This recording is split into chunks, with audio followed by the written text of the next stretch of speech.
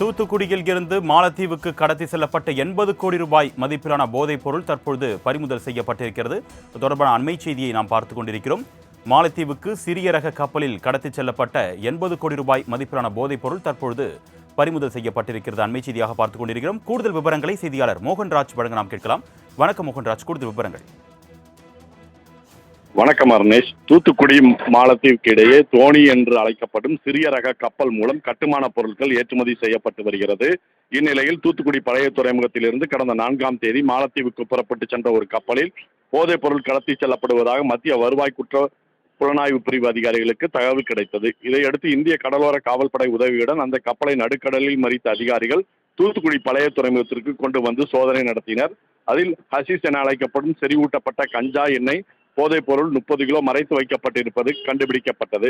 அவற்றின் மதிப்பு சுமார் 80 கோடி வரை இருக்கும் என அதிகாரிகள் தெரிவித்தனர். இது தொடர்பாக கப்பலில் இருந்த இந்தோனேசியாவை சேர்ந்த 2 பேர் உட்பட 9 பேரிடம், கடத்தலுக்கு உதவிய 2 பேர் என மொத்தம் 11 பேரிடம் தொடர்ந்து விசாரணை நடைபெற்று வருகிறது. இந்த கடத்தல் சம்பவத்திற்கு பழைய துறைமுகத்தில் பணிபுரியும் ஒருவர் உதவி செய்ததாக கூறப்படுகிறது. ஏற்கனவே கடந்த ஜனவரியில் போதைப் பொருள் கடத்தியதாக மத்திய தொழில் பாதுகாப்பு படை வீரர் உட்பட 4 பேரை மத்திய வருவாய் குற்றப்பிரிவு அதிகாரிகள் கைது செய்து விசாரணை செய்திருந்தனர் என்பது குறிப்பிடத்தக்கது. அருணேஷ், கூடுதல் விவரங்களுக்கு நன்றி மோகன்ராஜ்.